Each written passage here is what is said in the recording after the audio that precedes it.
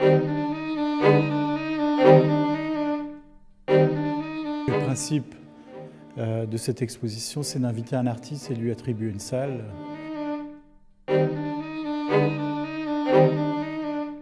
C'est un des artistes qui m'intéresse le plus depuis des années, essentiellement d'ailleurs dans sa pratique picturale.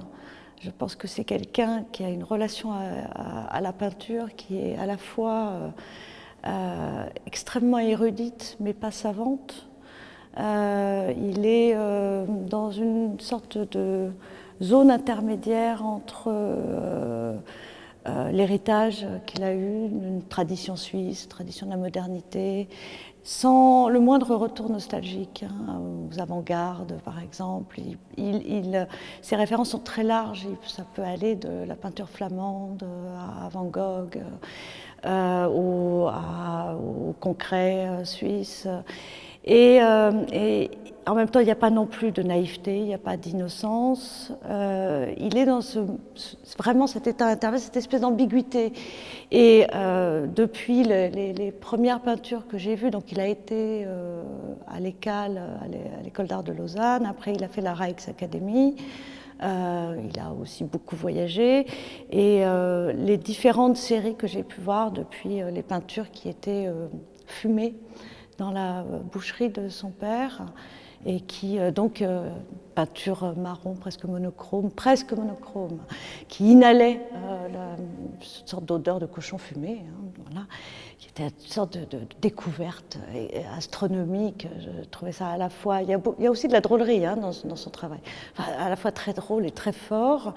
Les peintures à nombre qui sont, moi je trouve absolument superbes et qui ne renvoient à rien de ce qu'on connaît, hein, de Christopher Wool, les peintures de tournesol qu'on avait déjà exposées à la réouverture du consortium, et les peintures d'Anana, et celles qui viennent d'être produites, celles aussi qui renvoient au sémaphore et aux couleurs de sémaphore. Là, il y a des renvois, par exemple, au fanion de la Renaissance. Donc un travail de coloriste, hein, mais qui est jamais précieux, jamais justement dans une espèce d'auto-référencement.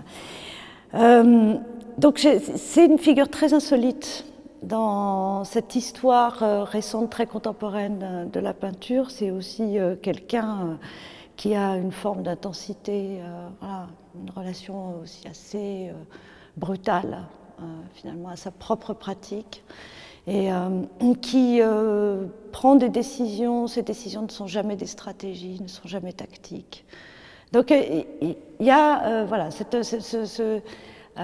dimension dont je parlais là aussi, cette espèce d'incertitude entre ce qui est contrôlé et ce qui semble ne pas l'être, alors que c'est généralement le fruit de multiples décisions, ne pas aller dans l'angle, le tracé au fusain, qui est le choix de l'acrylique, le choix des formats, la répétition des mêmes formats, le séquençage. Et je trouve que c'est une œuvre formellement remarquable.